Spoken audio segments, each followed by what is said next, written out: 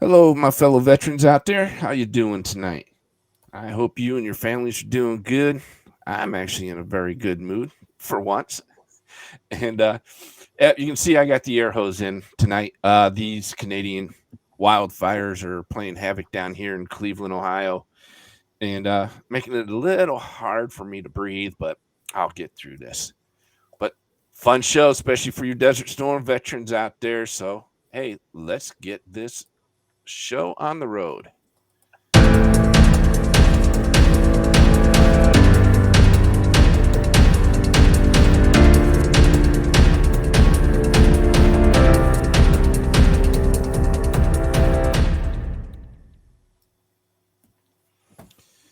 All right.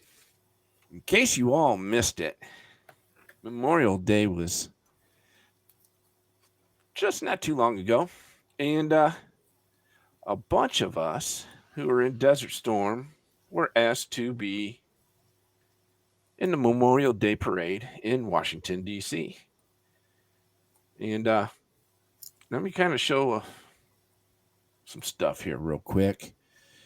Well, that's the wrong one for right now. We'll get to that picture here in a second. It's not sure where that went. Oh well. But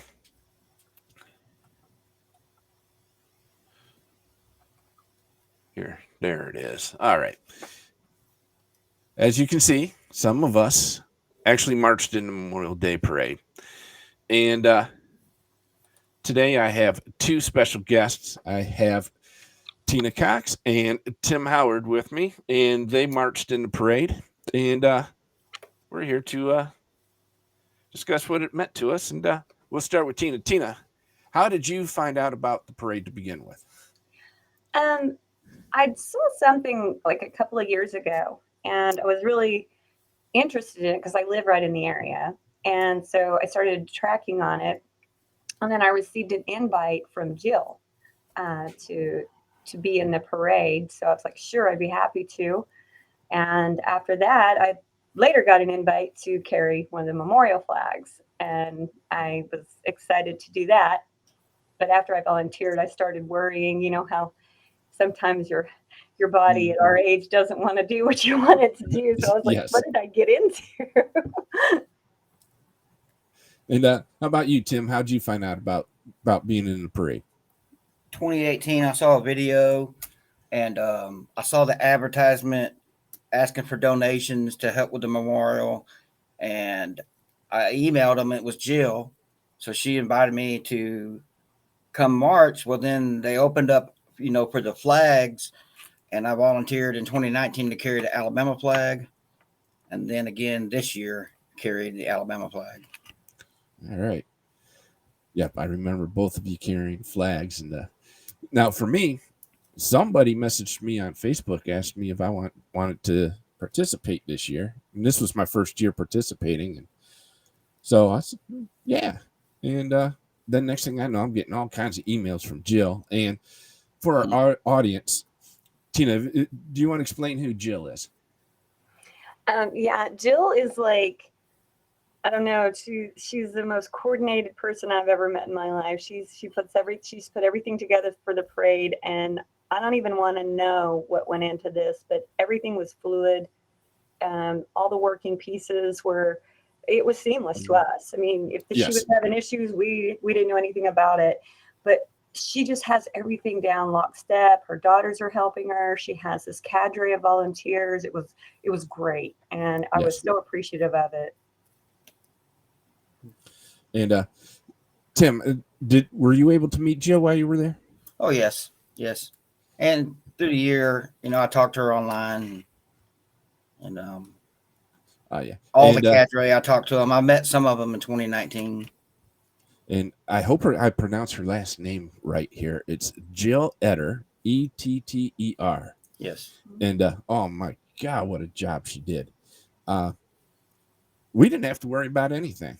Nope. And she was Oh, so calm and cool through the whole yes. thing. I mean, I don't know what was going on underneath. It might have been like duck feet under the water, but she was just Yep. impressive. Yes. except for when she saw us with cell phones out. Put those cell phones away. No pictures while marching. Now, Tim stated he was from Alabama. So Tina, where are you from? That's a good question. I'll say Oklahoma. That's Okay. where I was born and raised. I'm a true Okie from Muskogee. Hmm. And from there, I left when I was 18 and floated around the world as we all did, and raised my children there, and then left again. And I've been on the East Coast ever since. All right. And if you could tell us a little bit about your military career. Oh. Well, I joined the reserves first. Just kind of got my feet wet, went off to basic training and AIT to be a 76 Victor, which doesn't exist anymore, but that was kind of a warehouse job kind of thing. I was totally not into it, but it was what they offered me, how that goes at MEPS. So I went to Fort Lee for my AIT, and then I came home to my unit. And I just didn't feel like I fit anymore in my lovely little small town. I didn't have anything in common with anyone anymore. Just something had changed in me. So I went active duty. Then I went to Redstone Arsenal and became an ammunition specialist, a BB stacker. So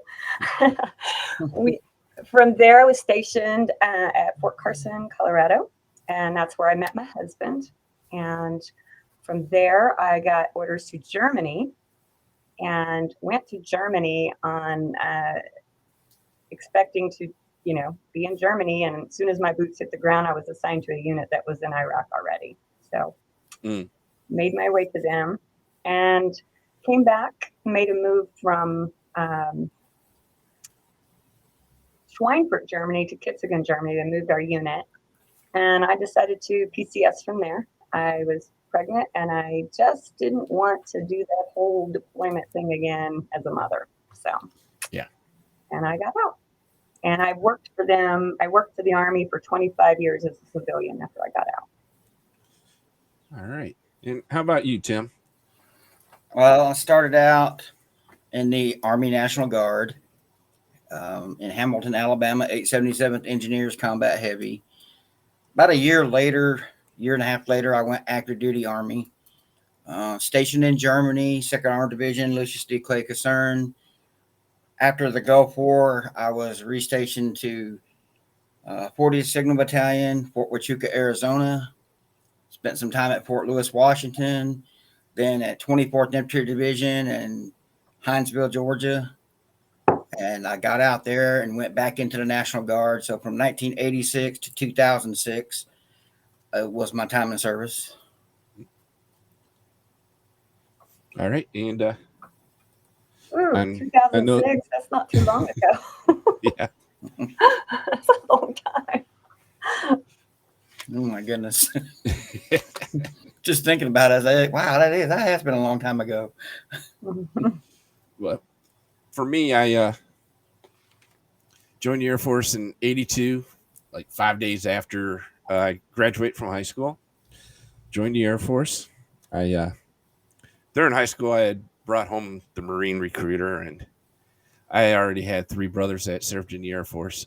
And my dad was not liking the Marines sitting in his house, especially after 2 of his sons were in Vietnam. And he's like, yeah, no, if you're joining the military, you're going Air Force. So, yeah. So next day he had the Air Force recruiter at the house. So yeah, I signed up, and first base was in Blytheville, Arkansas. I don't think that base exists anymore.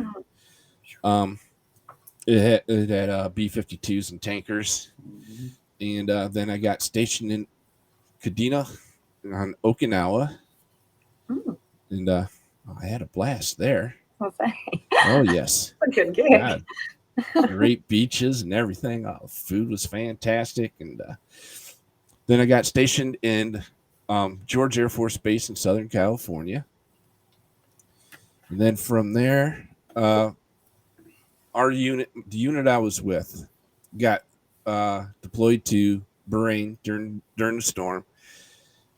I was going through some stuff. So they held me back for a bit, but then I was told that I was going to Daharan and I was going to be at Kobar Towers and I was going to be part of a joint forces unit. So I ran the supply squadron and we were taking care of the Marines, Army, Navy, Coast Guard, and Air Force.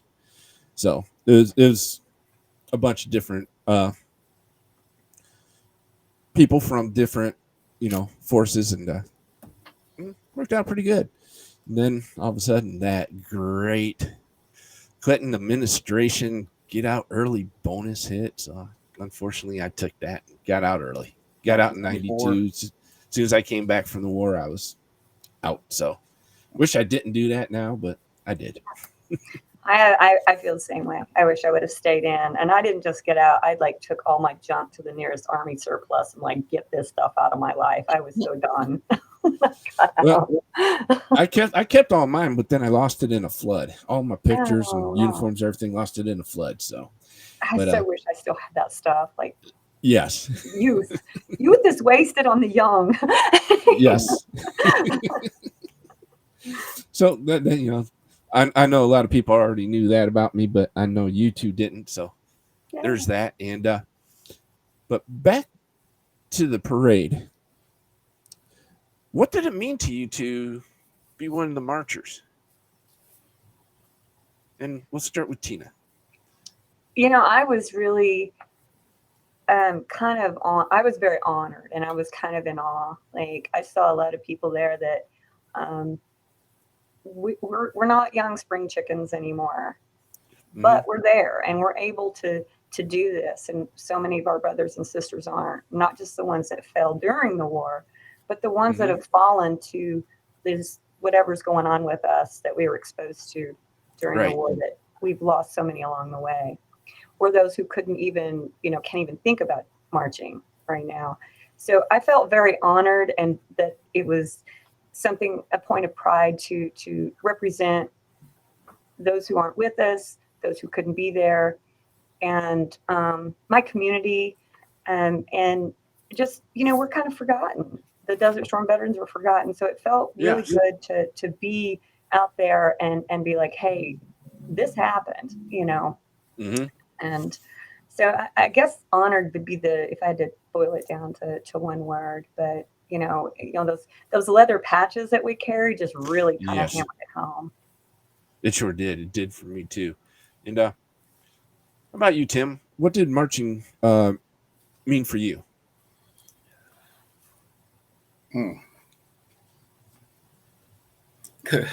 Sorry, good question. Really emotional for me.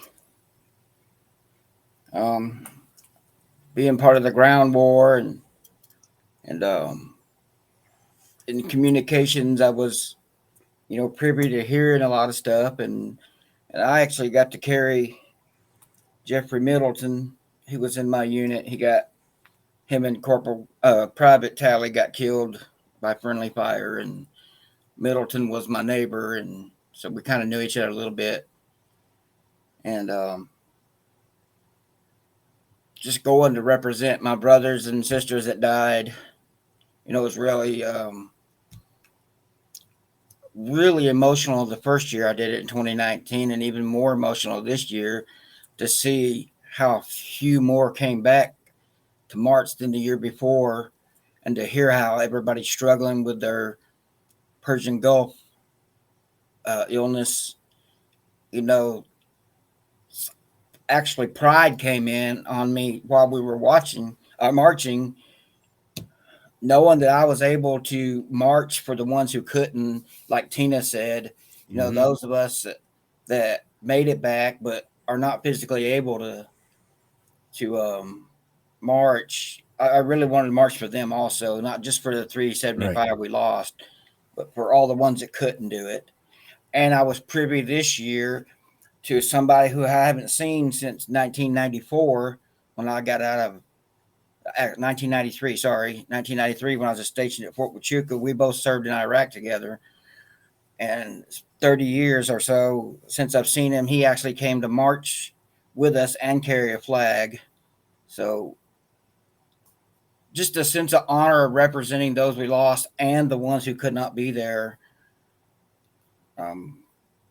Hearing those people yell and clap, and it's like we just came back from the war. My feet were killing me during the march. By the way, I had some bad boots on, and that just motivated me, hearing everybody thanking us. And yeah.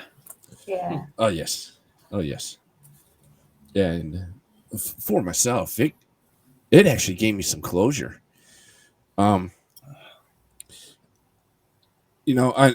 for 30 years I've been fighting with the VA and the government and everything about us being sick and stuff, and trying to get our brothers and sisters to help me with that, and really not getting anywhere, because when it was a long time before like social media came out and everything after we came back. So trying to connect, I was, trying to get people to help me out in the waiting rooms at hospitals throughout the country. And most of them were VA hospitals or had a VA office in that hospital. And so a lot of our brothers and sisters were like, yeah, no, I don't want to rock the boat. I just want to get taken care of, feel better. I don't want to rock the boat. So then for the last 3 years, actually finally getting able to get somewhere with the fight and being asked to join Burn Pitch 360 to help fight for the PACT Act. And finally hearing stories from our brothers and sisters of what they're going through gave me a lot of pride marching for them. And that's where the closure came in. Because finally we got some good out of our government to help us. Not all the way yet. I'm not done fighting. And we'll explain that a little bit later. But yeah, I'm not done fighting. And some of the folks we marched with, they recognized me. And they came up and asked if there was anything they could do to help further our cause. And so they're going to be helping as well. And so yeah, it brought me some closure. And to know that we were forgotten at one time, like Tina said, and now we're back on the national stage and people recognizing it's, finally, because of the job we did, how effective we were and how fast we did it, finally getting recognized for that. So Well, that, and I think too that there's a misnomer that we were so fast, and I think they think in terms of the general public thinks in terms of it was 100-day war, whatever they dubbed it, and they didn't realize that it was most of us were there for a year, in that environment, because that piece of it, sure, we had the build up, we had that, and then we had to get out of there, and getting out of there for some reason took a lot longer. Right. But so. A lot of people forget a lot of us. Well, I actually got there today to see fire started, but I was still there for a year. So to also hear somebody from Kuwait, the country that we helped liberate, that was very emotional for me. Yeah. And let me go ahead and bring that picture back up here. And this is the ambassador to Kuwait. I put her name on the bottom. I'm going to attempt to pronounce it. Al-Zain Al-Sabah. Pouring down rain, and she's in that beautiful gown. And I thought she was extremely sincere with her thank yous and the way she talked with us. Did the two of you feel the same way? I did. It seemed like she was pretty emotional, but you know, just being a soldier, what I thought was pretty cool. She's in that dress, it's pouring down rain. They offered her an umbrella, and she said, "No, if And they're going to yeah, stand she in the rain, refused so it. am I." I Yep. thought that was pretty cool. That Yes. was the best part for me too. And I'm actually right there to the left of her in this picture. That's Yes, the you Alabama are. flag. Awesome. and then she stopped by the truck to say hi to us real quick. And so yeah, I thought it was fantastic. That I was not expecting that. That was I think a secret that Jill kept from us until pretty much the very end. I don't know how she managed that with that many people. She must have really. Yeah. Yeah. And then for her to go, I saw her walk over to where the Kuwait float was in the staging area. And she was talking to somebody. Then all of a sudden, out of nowhere, the ambassador showed up. And I just thought it was a great moment for us. So, but yep. The ambassador's name again. Let me see. Alice Zane Al Sabah. Very, very nice lady. And I believe there is a video that they showed during the parade. I do have it, but for some reason it's showing the person who posted it on Facebook, and I don't want to post that person's name on because I don't know. I didn't get his permission for his name to be on here to begin with. So, but she also, there's a segment where they have her speaking, and it to me seemed like she started to cry during that little segment. So I think the Kuwaiti people are very sincere in their thank yous to us. So, And I believe she had her husband with her, and I think she said her husband served in the Kuwaiti military at that time. Yes. So that was kind of nice. Yes. You know something else that was really cool that I don't know if everybody caught it or heard it, but right after we took photos on the steps and we were marching back, and this young man ran up to the person that was marching us. He was from Saudi Arabia, and he said that had we not done what we did, he wouldn't be alive today. Oh, wow. Wow. So that was pretty amazing to hear. Yes. Yeah, matter of fact, my mom said they were not my mom, my wife, Marcy. She was sitting at the steps of the archive building, and she said there's a lot of people that were like from Saudi Arabia and Middle Eastern people who were very emotional when we walked past them. So, I think the jobs that we did over there's a lasting impression on people there. So. This picture you've got up is really emotional to me because in 2019, my wife was one of those holding that banner. And since then, she passed away in a car accident. Oh, I'm sorry. That's awful. The pictures are.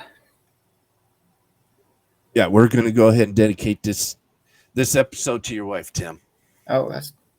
Thank you. And there's something I want to point out in this picture, too. What a lot of people in this viewing area didn't notice at first were the men and women in the red shirts and the two flag bearers that were in front of them. Those are Desert Storm veterans from Canada. They were in the Canadian military, and they were part of the coalition forces, and they were able to join us in this march this year. I mean, I was teasing them about their hockey teams not making the Stanley Cup Finals this year, but I was so impressed that they showed up and marched with us. Friday night, I actually got to hang out with them, and they were telling me the battle they're having in Canada, they're not recognized like we are. Trying to remember the words they told me, but like we're recognized as war veterans. They are not in their own country. So one of the guys that was there, he's fighting for that, and I'm sorry I don't remember his name, but Yeah, I don't remember their names either. I just met them so quick. I didn't get to talk to them very long. So We called him Harrison Ford because that's who he looked like. I know who you're talking about. Yes.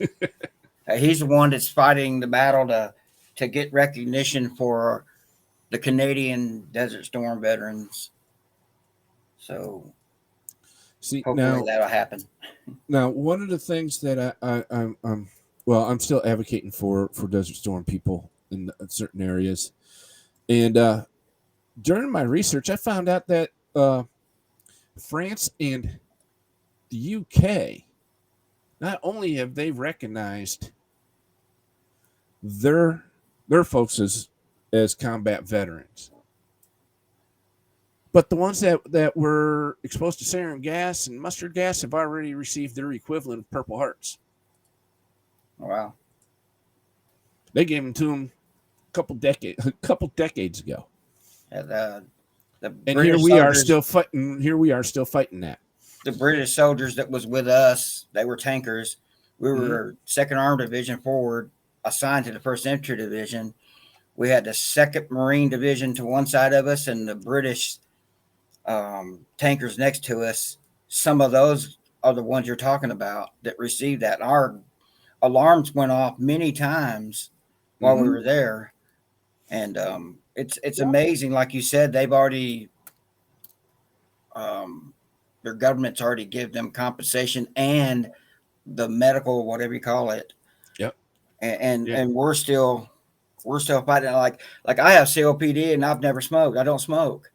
And the only place I can ever remember being that could have ever caused it would be Desert Storm. Mm-hmm. So, well, I one of think the aren't things. they just now admitting that we were truly exposed to gas? I remember when ours went off, we were flat told that we had battery malfunctions, and I thought that was really strange that all of them were going off at the same time. One of the with guys battery I'm working on malfunction. this subject with said the same thing. He was told that his batteries were going dead. That's why it was going off. Mm-hmm.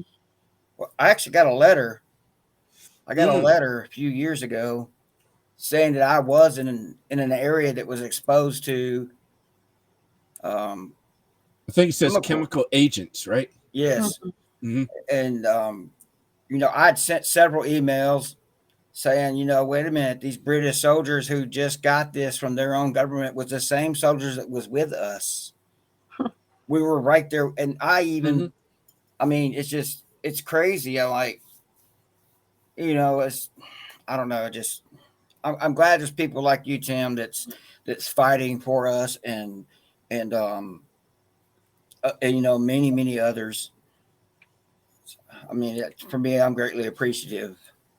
Well, I appreciate it too. I don't know, but I probably am not the only one who had this experience. But when I first tried to interact with the VA, they wore me down. I mean, it was just and I had no energy. You know how it is. You're tired. You're fatigued mentally. You don't want to fight the fight. And so to have someone kind of help bring things to light so that it's easier for us to kind of fight the fight. They look at you and you look okay today, but you don't know what I looked like yesterday, and you don't know I don't know what tomorrow's going to be for me. Right. So, and it's I don't know, it's exhausting. So having some of this kind of prepackaged and just given as a known, it's a big deal. And that's one of the reasons why I was so glad that they asked me to march with you all, even though I rode in the back of a truck. Because meeting you all has given me more energy than I have ever had in a long time. I mean, going through 25 years of filing claims, getting denied, file again, getting denied, finally, just a few years ago, saying, hey, finally, dude, you proved your point. Here's your compensation. Only for them to say, hey, wait a minute, you took that early out bonus. You got to pay all that back first. Oh, wow. Yeah. So meeting you all has given me a rebirth, actually. It's given me more motivation listening to the stories from everybody. One of the young ladies we marched with, the day before I went across the street. I forget the name of that restaurant there, and I have dinner because my wife and son were tired.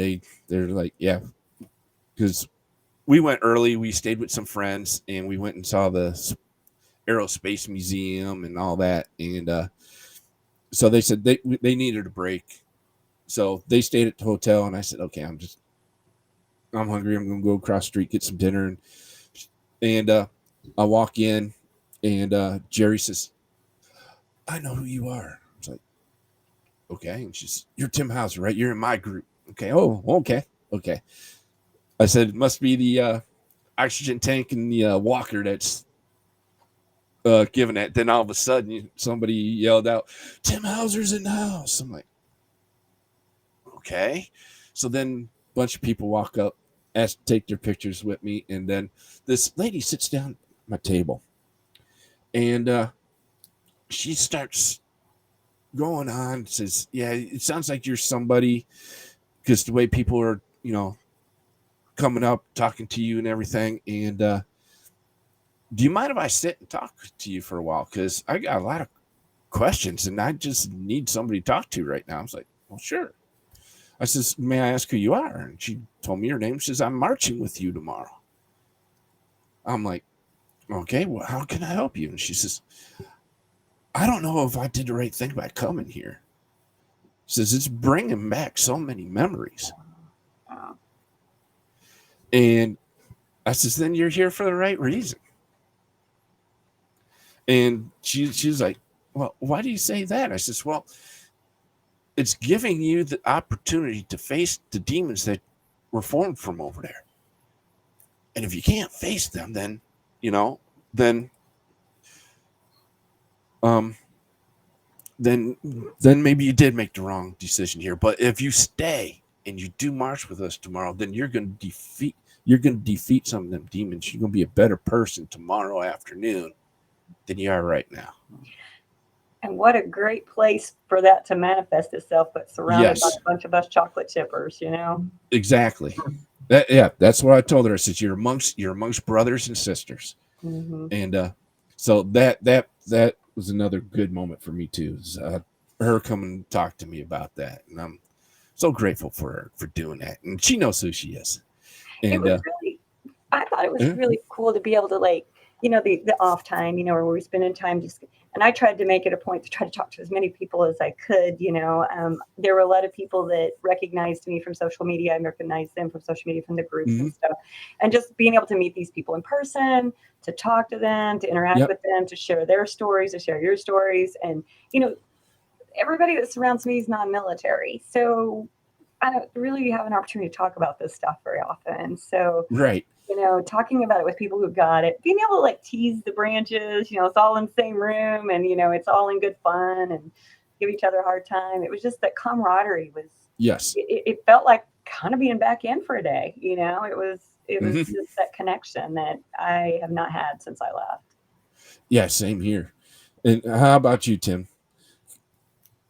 Did it give you a connection that you were missing? Well, yeah, like I said, meeting Chad Black again after 30 something years.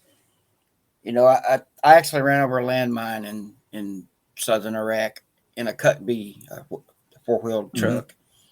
And myself and Private Lowe, we didn't receive any injuries because I had a bunch of WD-1 wire in the back of my truck, like 40 reels. That took all the impact. But we didn't stop. We were in four-wheel drive, and I floored it. I panicked a little bit, to say the least, because I was pushing the Hummer in front of me. And all I could think of is the dozens of times we had to don our gas mask. And the entire truck was filled with, I didn't know if it was sarin gas or just dirt. We're panicking. We're putting our mask on. I was hoping she wouldn't shoot me because she was messing with her rifle. And all this stuff came back. So when I started talking to Chad about it, it's really like one of the first times I've talked about it since 1991. So that was kind of a nice release. And then there was a guy from 1st and the 41st Infantry 2nd Armored Division there who was in the same unit as my buddy who got killed. and him and I got to talk about what happened, and I could tell it was probably the first time he's actually got to talk about it too. And just like Tina said, being around all the other branches, Yes. and I generally like to tease the Marines because they take it the worst. And Yes. And Same Oh, here. off the crayon. Okay. but it was just being around that group and knowing they all had some similar experience that the rest of us have had. Whether you come after the ceasefire or not, you were still in a hot spot. We had no idea what was going to happen the next day. And I was the last unit to leave from Germany. They put me at Al Jabal port painting vehicles and loading them on ships. So I was there about a month and a half longer than everybody else from my unit. And my wife was back in Germany with my newborn daughter, and she turned 1 while I was in Iraq, so I didn't get to be at her birthday party. And then they would not tell them when the 20-something of us was coming back. They called us the Ghost Flight. I thought that was an inappropriate name to tell family members, the Ghost Flight, because what they did was they walked in when Sergeant Middleton and Talley got killed. They walked into a family meeting and told the wives, or one had wife, what happened in front of everybody. Oh man. So here my wife was several months not knowing where I'm at. Luckily, an AT&T place was set up and we were able to go make phone calls, and I finally got in contact with her. Yeah. Oh yeah. I was lucky being a supply troop in the Air Force. I had access to government landlines, so I didn't have to worry about the 5 minutes a month or whatever for the morale call.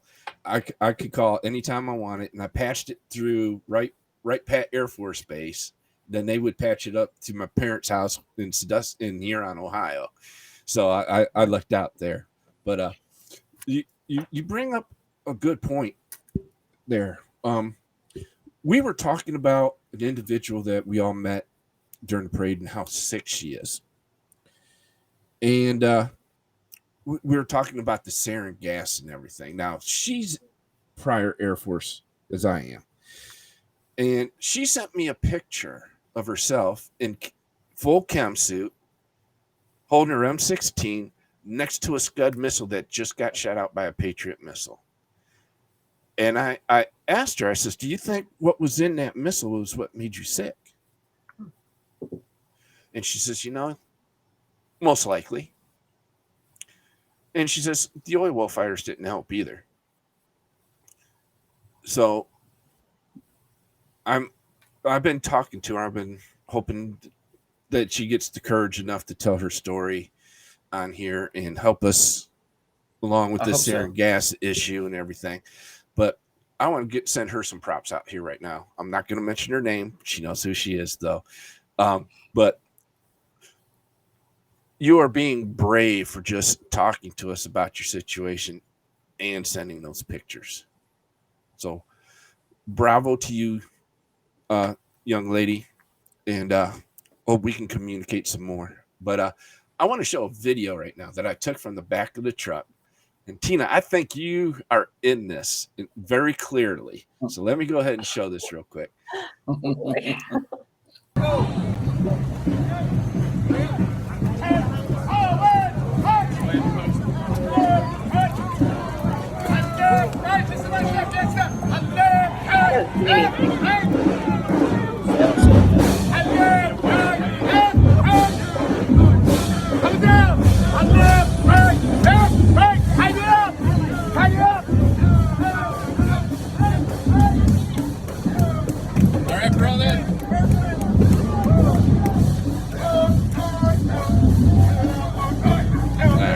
Well, I was just told that it's really not showing, so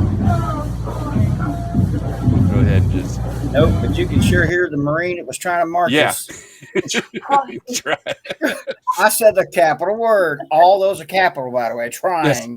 Tina, He's the reason why my feet it hurt. actually shows you doing this half step to get back in sequence. I don't. Did you? I don't know, Tim, if you heard me talk to him about. No, I did. Yes. I said you got me skipping through the parade. Yeah. Yep. Well, Yeah. he already did. He's a Marine, like I said. Don't worry. If I marched too right along with you, I would have been out of step myself. It's been so It was like long. a drag or something. Oh man, that was good times though. It was Yep. fun. Yes. He actually, I won't say his name, but he actually works at one of the components where I work. So I get to harass him for that.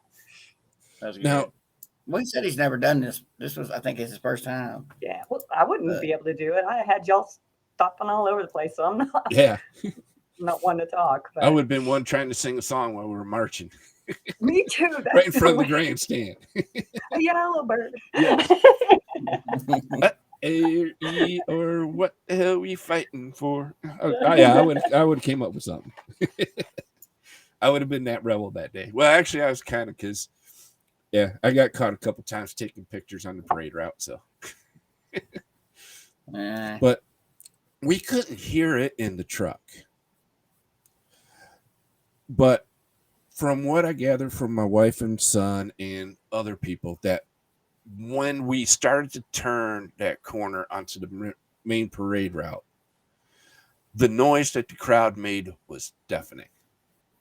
It was.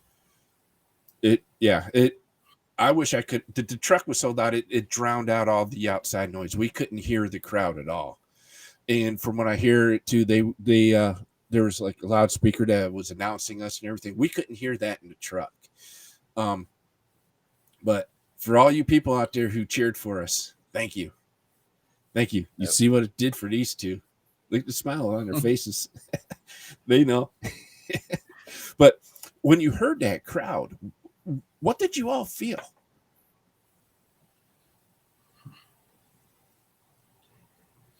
I'm just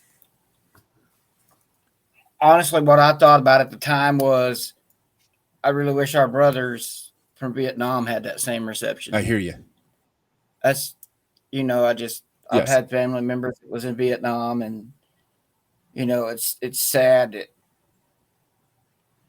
a lot of things is dictated by how the media perceives things. And one thing, in 2019, they want a lot of the social networks was talking about how out of shape we were and how bad of health we were. And this year, I didn't hear any of that. Right.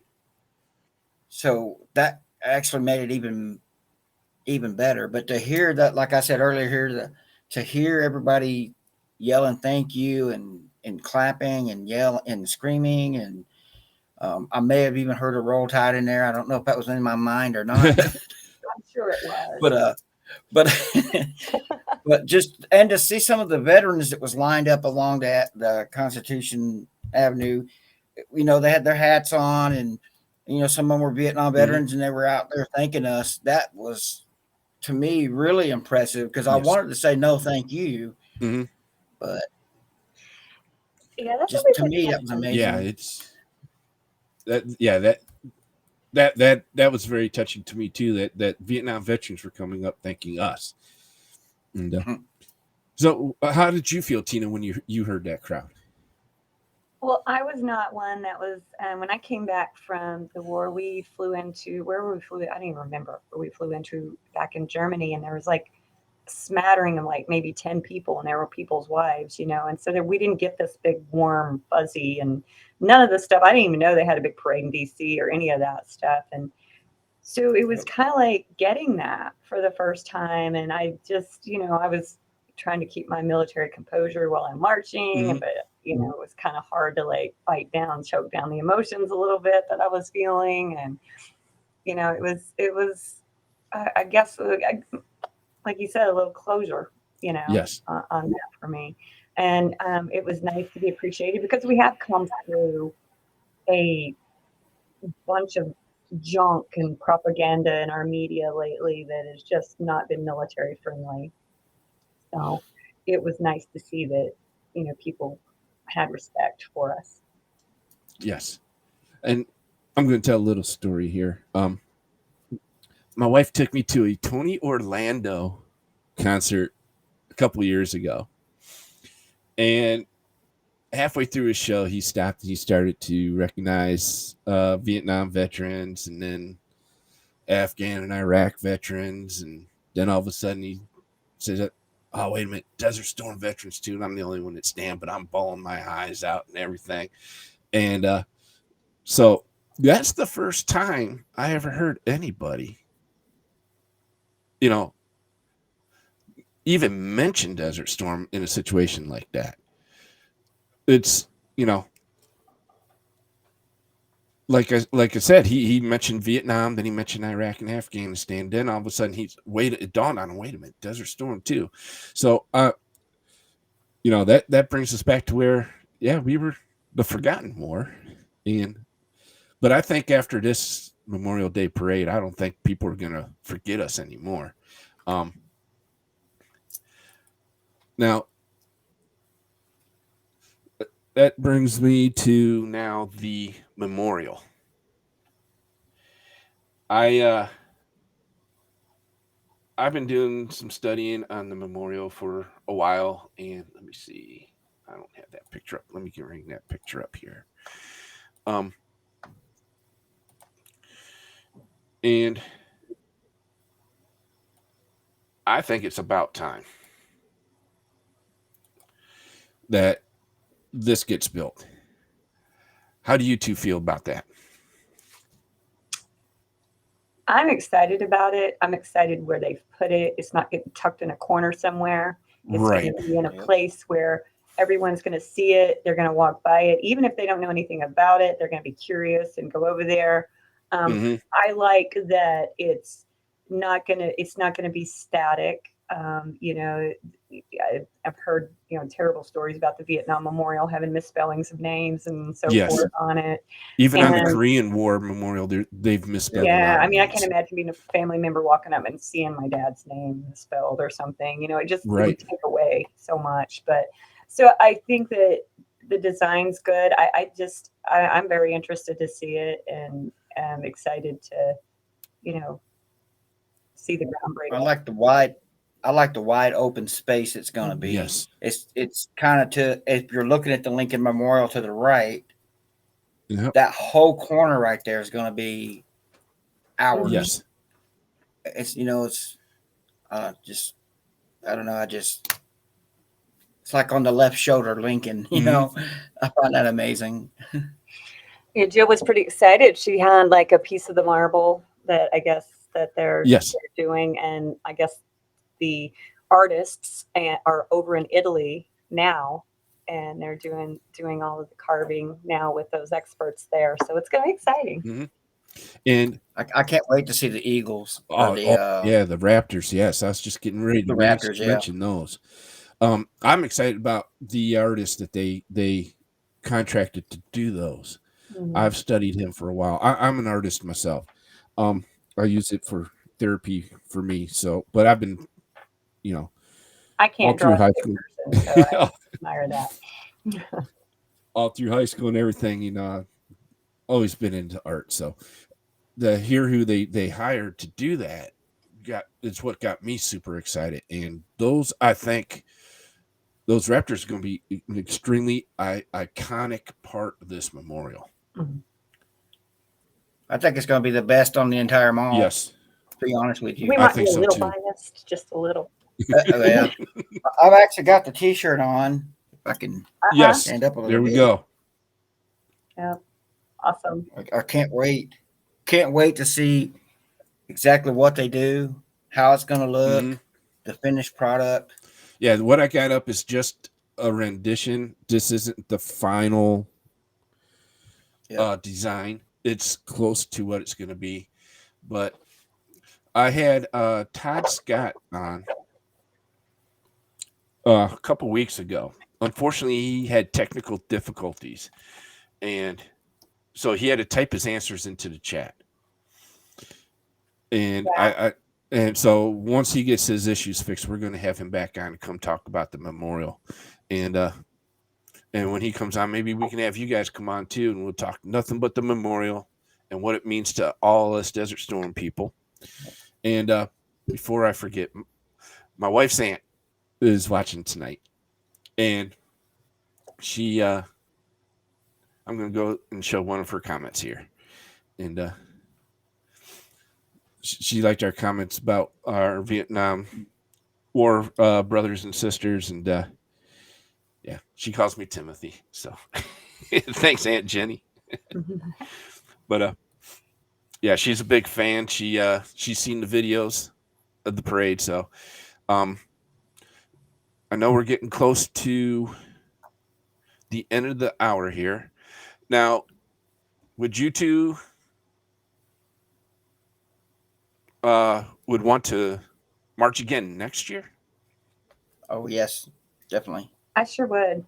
I don't know about you guys, but I felt really good during the march. I was, a little concerned because I never know from one day to the next of what's going to happen, and so I was a little afraid.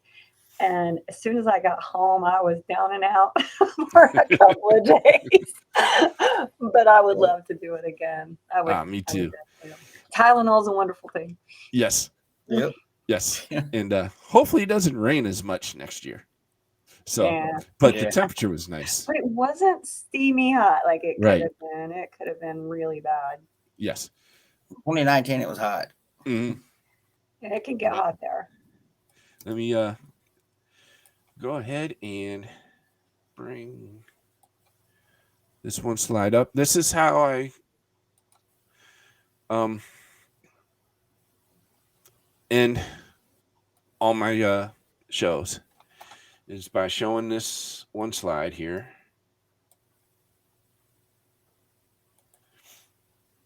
I do this in memory of my brother Dennis. Oh, yeah. He's a Vietnam and Gulf War veteran. He decided to be part of the number 22 years ago this past Christmas Eve. Oh.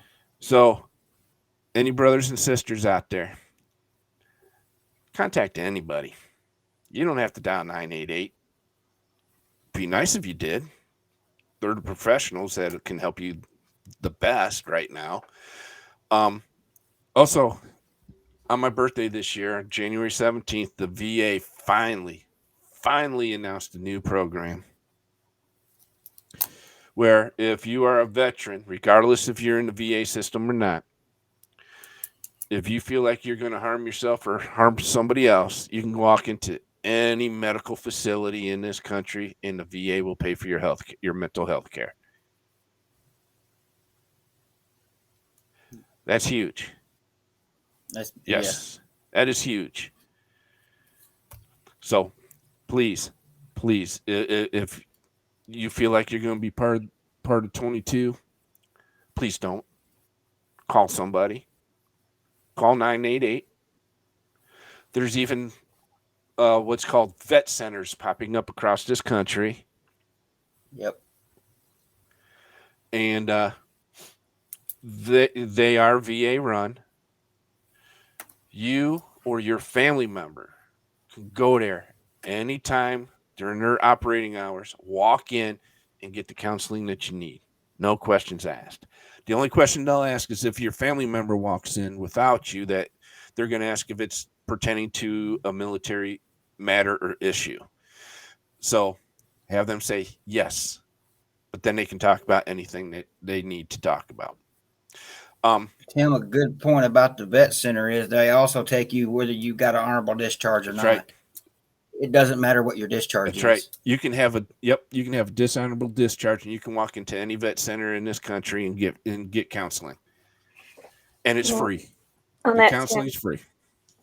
I'm glad to hear that. And on that, I've seen even on the Facebook groups, the Desert Storm groups, I've seen people pop up and they are just at their wits' end, and the camaraderie and the support that will just flood them is immediate. And so, there's a lot of places that you can outlet, we'll end up on the phone with people. So yeah, I think it's just key to be able to say it out loud. Mm-hmm. And then we also got to go ahead and post this here real quick to end our show. And this show is possible due to the presentation of a new nonprofit called Veterans Assurance Network. What they do is they found that there are a lot of small nonprofits nationwide that do some fantastic work for veterans and their families, but veterans don't know about them because they're so small.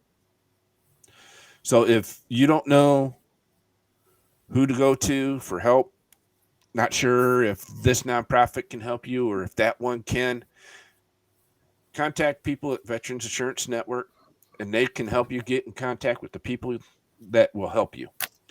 Because we also learned too that your major nationwide known huge nonprofits, they want you to become a member even if they can't help you or not. Then they do not tell you who to go to if they can't help you. So Veteran Assurance Network, they'll help you navigate the nonprofits and help you find the ones that are going to help you the most. So this show is made possible via Veterans Assurance Network. Check them out. And